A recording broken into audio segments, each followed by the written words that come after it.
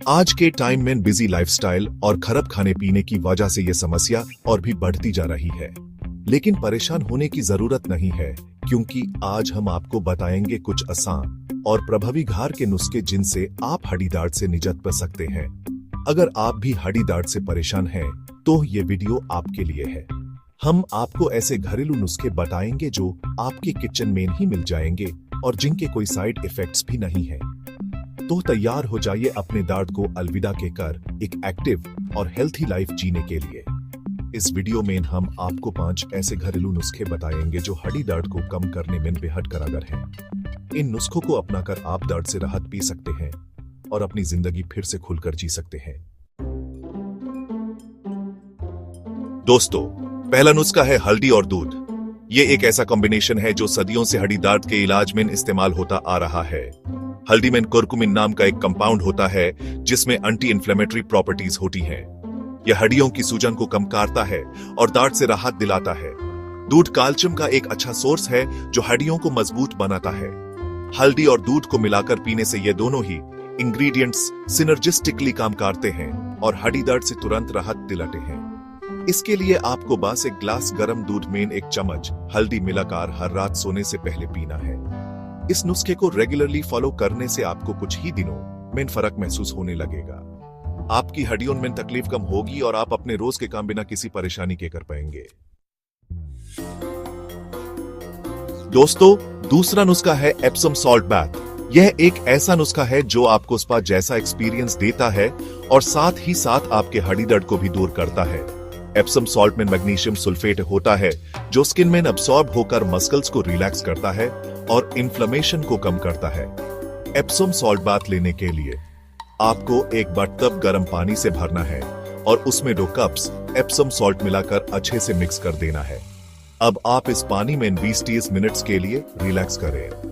आपको ऐसा लगेगा जैसे आपके दर्द गायब हो गए हैं। इस नुस्खे को आप हफ्ते में 2-3 बार ट्राई कर सकते हैं। यह आपकी हड्डियों के दर्द को कम करेगा और साथ ही साथ आपको रिलैक्स भी करेगा। चैप्टर 3। तीसरा नुस्खा है अदरक की चाय। चाय तो हम सभी पीते हैं, लेकिन क्या आप जानते हैं कि अगर आप अपनी चाय में अदरक शामिल कर लेते हैं तो यह आपके हड्डी दर्द के लिए एक रामबाण साबित हो सकती है। अदरक में जिंगरोल नाम का एक कंपाउंड होता है जिसमें पावरफुल एंटी इन्फ्लेमेटरी प्रॉपर्टीज होती हैं। अदरक की चाय बनाने के लिए आपको 1 कप पानी में 1 इंच अदरक को किसी भी यूटेंसिल्स में पीस कर डाल देना है और उससे उबल आने तक पकाना है।